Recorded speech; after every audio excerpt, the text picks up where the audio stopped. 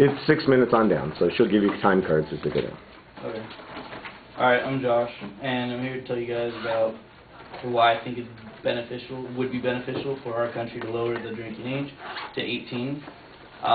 First, I'm going to tell you some comparisons with legal drinking age of our country and that of other countries and statistics along with that. Second, I'm going to tell you some consequences of having legal drinking age so high. Third, I'm going to tell you some positive effects of what would happen if we lowered the drinking age. Alright. First, I'm going to tell you some legal drinking ages of some other countries.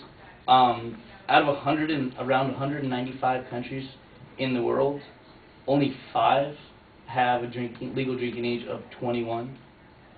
That means over 180 other countries have a legal drinking age of 18 or younger. I don't know about you. Yeah, and one of the countries that I mainly think of when I think of countries with lower drinking age is the UK, and like theirs is 18 or younger in some places.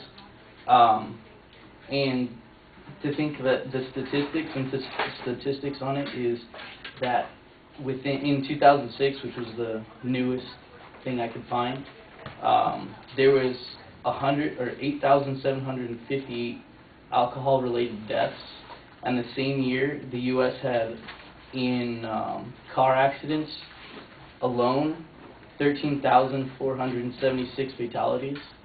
So a drinking age in this country, which has a drinking age lower, they have less fatalities than our country, who has it higher, which is supposed to be stopping that, but it's not working, obviously.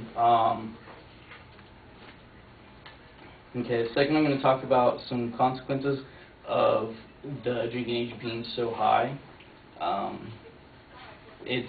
A lot of teenagers would think of it as it's like a forbidden fruit, making like people want to do it. I don't know about you guys, but if somebody tells me I'm not allowed to do something, I'm going to want to do it even more.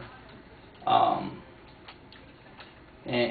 when these kids get alcohol or possession of the alcohol, they usually don't know exactly what they're doing, and they drink to excess.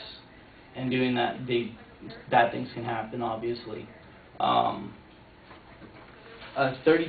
of underage drinkers are heavy drinkers, while 24% of legal drinkers are heavy drinkers. So there's about 12% more in the younger ages that are heavy drinkers than there are legal drinkers. I don't know about you guys. Well, when I was younger, prior to being 21, I would drink at very least, my freshman year of college, at least 3 days a week. And now that I am of age, I drink at most 3 days a week. So it's just a personal experience, and with all my friends I see the same thing.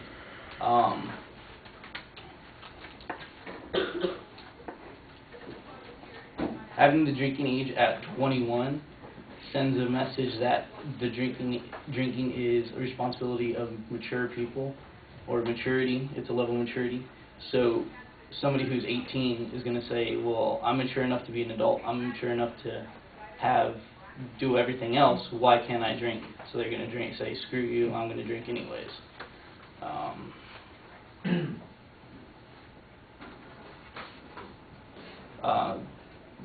The laws aren't really working right now anyways. I mean, obviously, I don't know about you guys, but I was drinking prior to being legal. I mean, obviously. And so that's the point. Third off, I'm going to tell you guys what happens, what was some benefits if we lowered the drinking age. Younger people could learn how to drink and be taught how to not drink in excess, where you'd be in places in public, being able to drink in public, where you could be monitored, or if something were to happen, you wouldn't be afraid to go get help for whatever reason. It would cut down on alcohol-related deaths because of this, because if something did happen, you could find help for it. And the laws that are being enforced to have the legal drinking age at 21, they're obviously not being, they're not taking any effect. So by trying to enforce them, we're wasting taxpayers' money or government money on these laws, yet nothing's happening. So it's kind of a waste of money. So, yeah, that's it.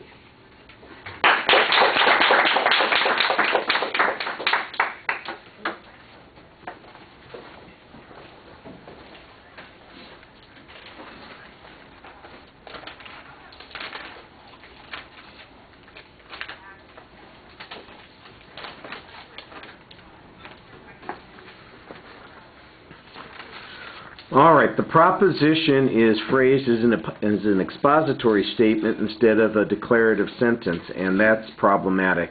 Also, most of your secondary claims are done the same way. So instead of saying, lowering the drinking age to 18 would result in substantial benefits, you say, I'm going to explain to you how doing this would result. Sounds like it's an informative speech. You're going to describe what's going to happen instead of making an argument that this will be the outcome, instead of making a prediction about the future. The signposting on the secondary claims as you get to them is pretty good, though. You do indicate what the structure is as you're speaking, and that's pretty helpful.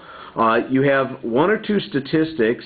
The statistics that you present demonstrate only the frequency with which people are drinking or heavy drinking, but the claim that it is linked to, for instance, the drinking age is mostly asserted. It's just at those particular numbers. Maybe it's not because it's a forbidden fruit. Maybe it's because people drink harder because they are less mature.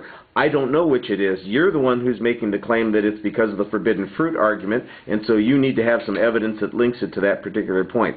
That was the only place where I saw any evidence. The rest of the speech, I got a lot of explanations about what you think might happen and some good reasoning on some of those points, but not much proof on those points. Oh, the one comparison that you had between the U.S. and the U.K., I'm not sure if you've given us per capita any numbers or total numbers, and I think that's a little bit problematic, especially if you're giving us total numbers of highway deaths, for instance, based on alcohol abuse issues, given the disparity in population between the UK and the United States, and given the fact that people in the UK aren't allowed to drive until 18.